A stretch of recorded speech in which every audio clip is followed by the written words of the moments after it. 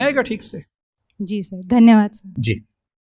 Sir, मेरा नाम समीक्षा मिश्रा है और मैं हिंदी विभाग की द्वितीय वर्षीय छात्रा हूँ।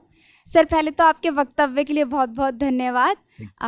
इससे पहले मैंने आपको हंसराज महाविद्यालय में सुना, मुझे वहाँ सुन के भी बहुत अच्छा लगा, पर आज अपने महाविद्यालय में इतने पास से आपको सुनकर बहुत ज़्यादा अच्छा लग रहा है। सर, मैं आपसे बहुत प्रभावित हूँ और इतनी उम्र में भी आकर आपके जो मुखमंडल पर तेज हमेशा रहता है, उसके लिए भी बहुत ज़्यादा प्रभावित हूँ। आपको क्या लगता है कि मैं 80 साल का हूँ या 90 साल का हूँ? सर, मैं आपके यहाँ आने से पहले मैंने आपकी उम्र गूगल पे सर्च की थी, 49 बताया था। सर, एडवांस में जन्मदिन की शुभकामनाएं। सर, प्रश्न पे आती हूँ। सर, आपने कहा कि हिंदी ताकतवर है लेकिन उसका एहसास दिलाने वाला कोई नहीं है, और हिंदी समझदार है लेकिन उसे बताने वाला कोई नहीं है। आज भी हम देखते हैं, जैसे आपने भाषाओं के शब्दों को लेकर झगड़े पर बात की, भाषाओं जो आज झगड़े होते हैं। सर, आज एक ऐसा ही झगड़ा उठा है, थोड़ा राजनीतिक पक्ष है, लेकिन मैं जानना चाहूँगी आपके विचार कि आज भारत है और इंडिया शब्द है, इसको लेकर बड़ा विवाद छिड़ रहा है, और जो मीडिया है वो इस पर बड़ा मिर्च मसाला लगा के बताती है कि सरकार से पूछती है कि ये जनता जानना चाहती है, बल्कि जनता दोनों नामों में सुखी है। तो इस पर आपके क्या विचार हैं? क्या हमें उस इंडिया शब्द को अपना लेना चाहिए या दोनों ही हमारे लिए बेहतर है? देखिए, मैं फिर कहूँगा कि मुद्दों को ना अलग करके समझना पड़ेगा। पहली बात, ये विवाद इस समय क्यों उठा, इसके पीछे राजनीतिक कारण हैं, आपको भी पता है, मुझे भी पता है।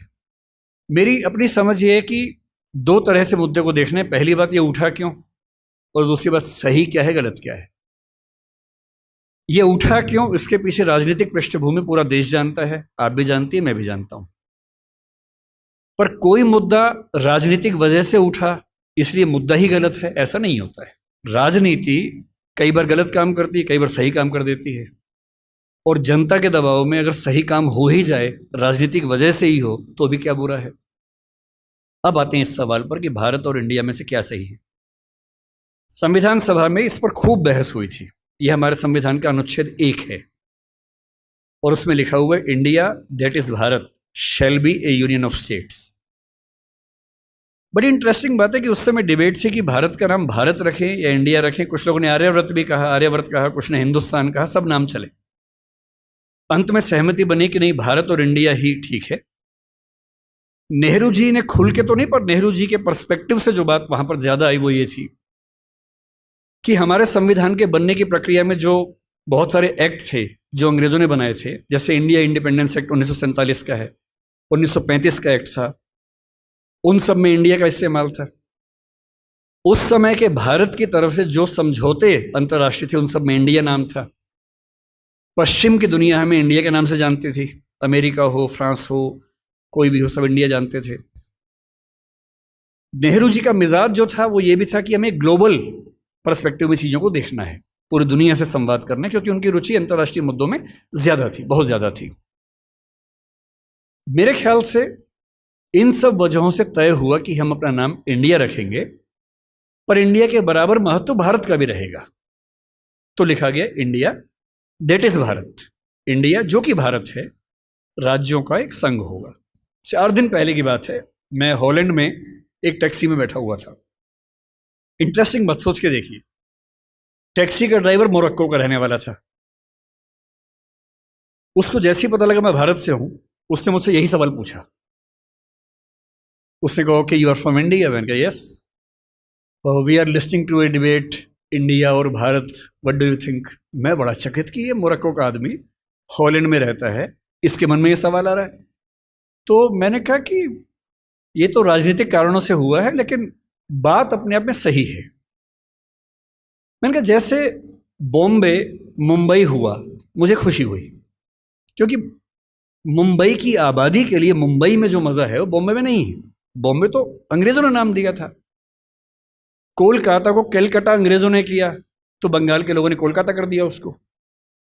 दिल्ली को दिल्ली के लोगों ने दिल्ली कर दिया, दिल्ली ही बना के रखा हुआ है, DILLI, ये होना चाहिए। काहे के दिल्ली भाई, हम क्यों दिल्ली बोलेंगे दिल्ली को?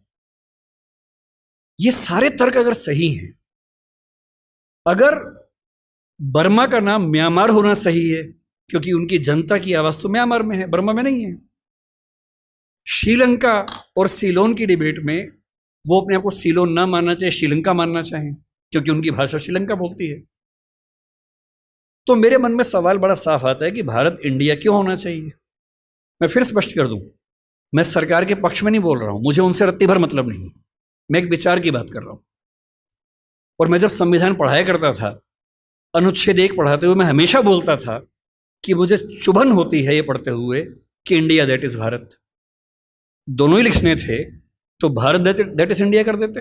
अगर दोनों ही लिखने थे, ठीक है, दोनों रखें, क्या दिक्कत है। इंटरेस्टिंग बात इसके बाद है, मोरक्को के उस ड्राइवर ने उसके बाद पता है क्या कहा, हिंदी में अगर बताऊं, बोले अच्छा अच्छा ये मामला है, अब समझ में आया। फिर बोले कि बड़ी इंटरेस्टिंग बात है, हमारा नाम मोरक्को पड़ गया फ्रेंच लोगों की वजह से। मोरक्को के लोग मोरक्को को मगरिब बोलते हैं।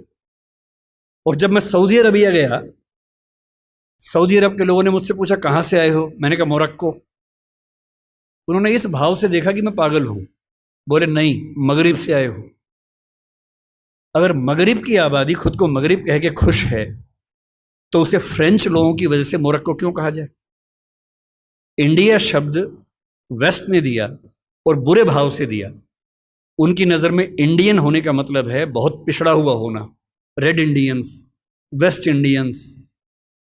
तो आज ये क्यों हुआ, मैं समझता हूं कि राजनीतिक निहितार्थ है और उस राजनीति में मेरी रुचि जरा सी भी नहीं है। लेकिन ये आज हो या कभी भी हो, मैं इस पक्ष में हूं कि देश का नाम देश की भाषा में होना चाहिए और देश की भाषा भारत के पक्ष में है। आप इंडिया भी रख लीजिए, इंडिया दैट इज भारत के बदले भारत दैट इज इंडिया मेरी पहली पसंद होगी। मुझे इंडिया से दिक्कत नहीं है, पर भारत मेरी पहली मोहब्बत है। नमस्ते सर, मेरा नाम अदिति सिंह है और मैं हिंदी ऑनर्स की छात्रा हूँ। जी।